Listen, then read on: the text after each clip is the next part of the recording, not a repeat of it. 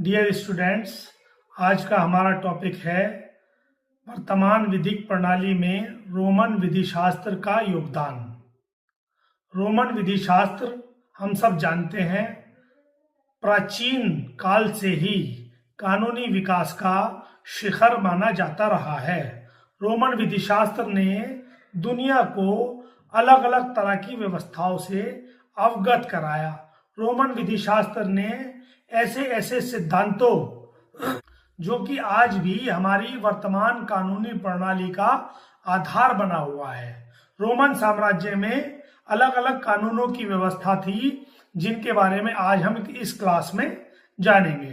तो मैं आपको बता दूं, रोमन विधिशास्त्र ने दुनिया को कौन कौन सी व्यवस्थाओं से अवगत कराया। जैसे रोमन विधिशास्त्र ने कानून को धर्म से अलग करना बताया। Separation of law from religion. Roman विधिशास्त्र ने कानूनी सूत्रों का विकास किया। Development of legal sources. Roman विधिशास्त्र ने कानूनी अवधारणाओं का विकास किया, जैसे difference between ownership and possession and difference between contract and torts. Roman साम्राज्य में 3 प्रकार के कानूनों की व्यवस्था थी, जिन्हें हम किन के नामों से जानते हैं? इयस सिविल, इयस जेंटियम, इयस नेचुरल। इयस सिविल सबसे पहले, इयस सिविल का मतलब है नागरिक कानून, मतलब ऐसा कानून जो कि रोमन में रहने वाले नागरिकों के अधिकारों की सुरक्षा करता हो। दूसरा कानून है ius gentium. Ius gentium includes citizens, non citizens and foreigners. यानी इयस जेंटियम ऐसे व्यक्ति जो कि रोमन के नागरिक हैं, जो कि रोमन के अनागरिक हैं और जो कि विदेशी हैं, उन सभी के अधिकारों की सुरक्षा करता था।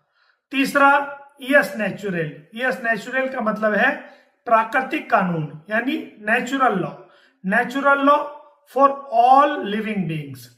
नेचुरल लॉ एक ऐसा कानून है जो सभी जीवित प्राणियों, सभी मानवों के कानूनी अधिकारों की, उनके अधिकारों की रक्षा करता है। रोमन ज्यूरिस्ट का मानना है कि प्राकृतिक कानून ही सर्वोच्च कानून है।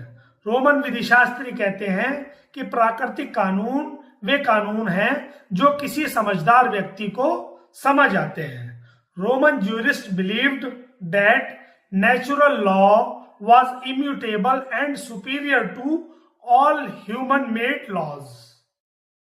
यानी नेचुरल लॉ सभी मानव लॉ से सुप्रीम होता है, सर्वोच्च होता है, और नेचुरल लॉ ऐसा कानून है जो किसी समझदार व्यक्ति को ही समझ आता है। इसके अलावा रोमन कानून के कुछ सिद्धांत भी बड़े फेमस हैं जो आज भी हमारी वर्तमान कानूनी प्रणाली आधार बने हुए हैं। जैसे उनके बारे में मैं आपको बताऊं, सबसे पहले N accused person was presumed innocent unless proven guilty. एक व्यक्ति जिस पर आरोप लगाया गया है उसको तब तक निर्दोष माना जाना चाहिए जब तक कि न्यायालय द्वारा, कानून द्वारा दोषी सिद्ध नहीं कर दिया जाता, दोषी साबित नहीं कर दिया जाता, जब तक कि उसको दंड नहीं दे दिया जाता। Next, the accused was allowed to face the accuser and offer a defence against the charge. ऐसा व्यक्ति जिस पर आरोप लगाया गया है उसको ये अधिकार है कि वो उस आरोप का सामना करे और अपने बचाव में सबूत पेश करे। तीसरा and third, guilt had to be established clear then daylight using solid evidence.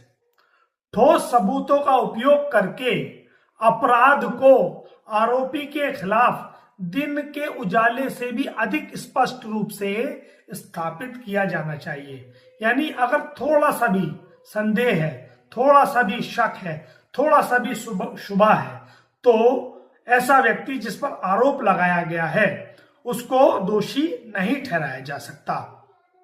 इसके अलावा रोमन कानून इक्वल ट्रीटमेंट की बात करते हैं। रोमन कानून कहते हैं कि एक विधि में समान रूप से सभी व्यक्तियों के साथ समान व्यवहार किया जाना चाहिए और unfair laws can be disregarded. ऐसे कानून जो अनुचित हैं उनकी अवहेलना की जानी चाहिए। आप जानते हैं प्रसिद्ध रोमन विधि शास्त्री हैं अल्पियन, उनकी डेफिनेशन विधि शास्त्र को लेके जो दी गई है वो ऐसे है, विधि शास्त्र देवीय एवं मानवीय बातों का ज्ञान और उचित एवं अनुचित का विज्ञान है। Thank you.